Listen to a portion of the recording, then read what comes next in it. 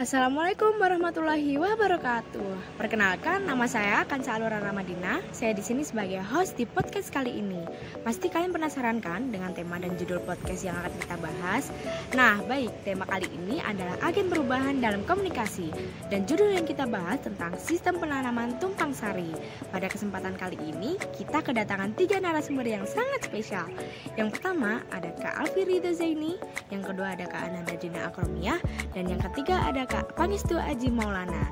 Di sini kita akan berbincang-bincang mengenai tentang agen perubahan komunikasi pembangunan pertanian dalam sistem pertanian tumpang sari. Benar bukan? Benar sekali, hari ini kita akan membahas tema tersebut. Wah, menarik sekali ya pembahasan hari ini. Oh iya, kira-kira apa sih yang kalian ketahui tentang agen perubahan? Agen perubahan merupakan orang yang ikut serta dan terjun langsung di lapangan untuk menyampaikan informasi yang didapat dari pemerintah untuk membantu dan memberikan perubahan.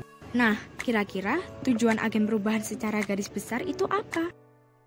Secara garis besar, membantu dalam mewujudkan perubahan komunikasi dalam petani sebagai katalis, penggerak perubahan, pemberi solusi, mediator, dan juga penghubung. Oh begitu ya. Langsung saja, menurut kalian tumpang sari sendiri itu sistem pertanian yang seperti apa?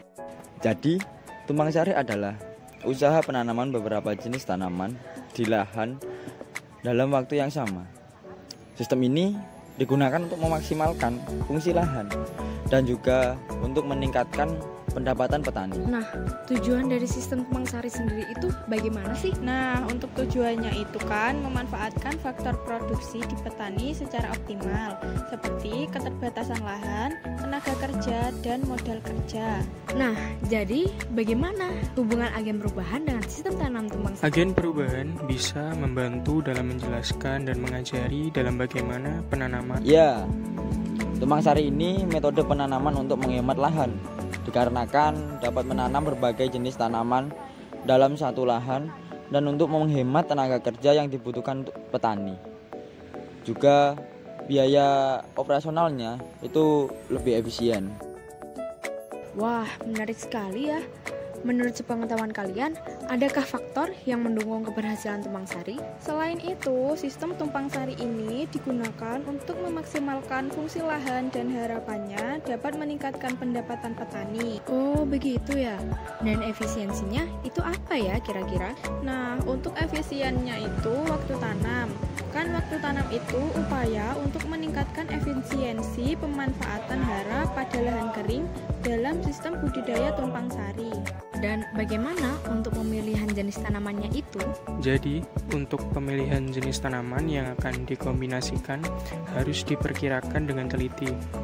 Kalau morfologi tanaman saling tumpang tindih, tentu saja akan mengakibatkan pertumbuhan yang tidak maksimal. Untuk contoh tanaman yang biasanya ditanam pada sistem tumpang sari ini seperti tanaman cabai, terong, semangka, melon, tomat, sayur, kangkung, dan masih banyak lagi tanaman-tanaman yang dapat ditanam. Benar sekali, tanaman tersebut sangat cocok. Selain perawatan tergolong mudah, tanaman tersebut memiliki nilai jual yang dapat meningkatkan perekonomian petani. Mungkin itu saja materi yang bisa kami berikan. Mohon maaf bila ada kesalahan dalam pengertian ataupun teori yang kurang. Oke, terima kasih kepada semua narasumber yang sudah menjelaskan secara lengkap tentang agen perubahan dalam program penanaman tumpang sari. Nah, mungkin itu saja untuk podcast pada hari ini. Mohon maaf bila ada kesalahan pada penyampaian pesan dan sampai jumpa lagi. Terima kasih. Wassalamualaikum warahmatullahi wabarakatuh.